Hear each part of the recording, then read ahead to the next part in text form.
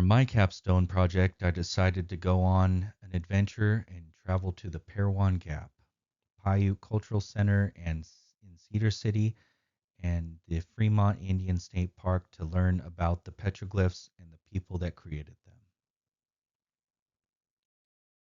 First, I ventured to the Parowan Gap to inspect the ancient petroglyphs made by the Paiute and Fremont people. The drive was 62 miles and took an hour to get there. It was relatively easy to find and was right along the road in the Parowan Gap.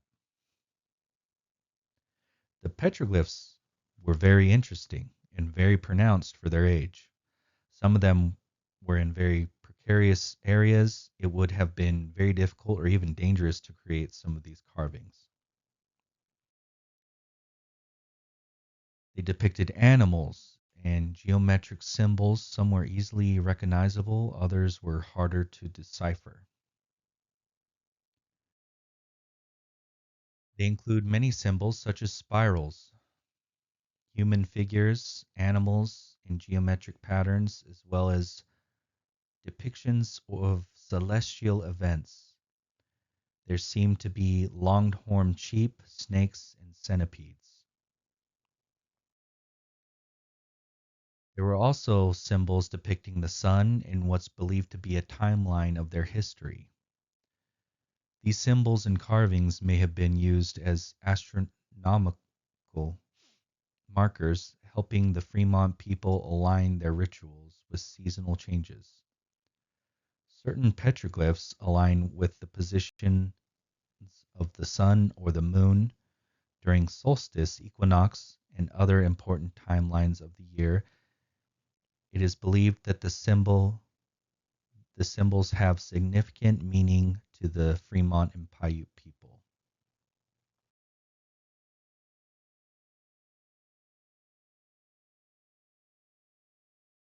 One of the most recognizable petroglyphs in the area is the zipper glyph, which includes two arms and 180 notches. Some believe these represents the solar calendar marking equinoxes and solstices. The modern Paiute tribe of Utah interprets this glyph as a migration of the old world to the new. They believe it represents a long trail of hardships in which their great leader was killed. Sadly, there was a bit of vandalism, but there were also markings from earlier settlers in the 1800s. Speaking with cultural resource manager for the Paiute Indian tribe, Autumn Gillard, she noted the Paiute people, young and old, take great pride in the petroglyphs and the history of their people. She also said that there is spiritual significance as well, even with the contemporary Paiute tribe.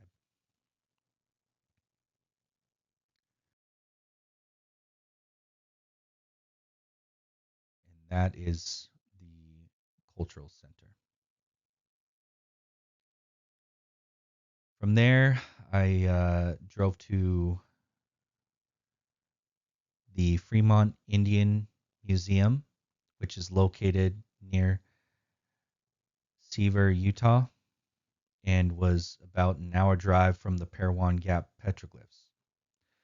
The Fremont people lived here between 400 and 1350 CE, building pit houses and granaries, farming maize, and hunting local wildlife.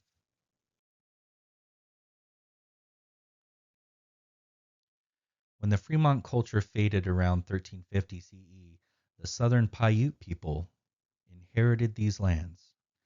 Many of the same symbols were carved at this location, including spirals, geometric patterns, depictions of animals, and anthropomorphic figures.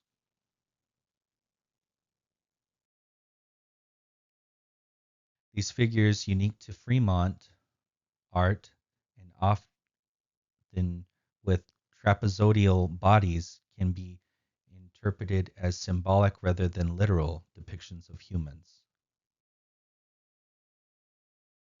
They might represent shamans, deities, and ancestors.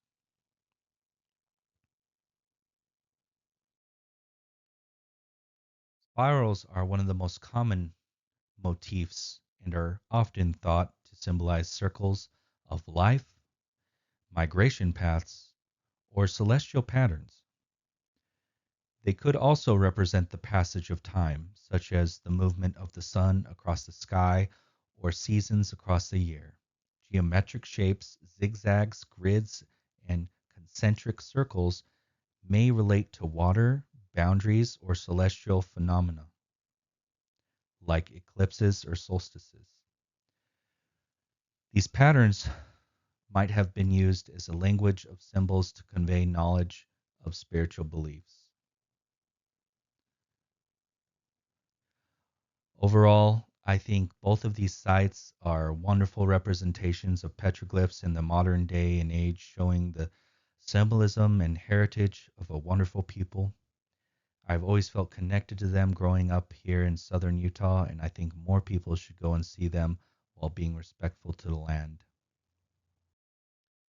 Here is my works cited. I'm very grateful for Miss Autumn Gillard for talking with me during the interview, and I hope you guys enjoyed this. Thank you very much.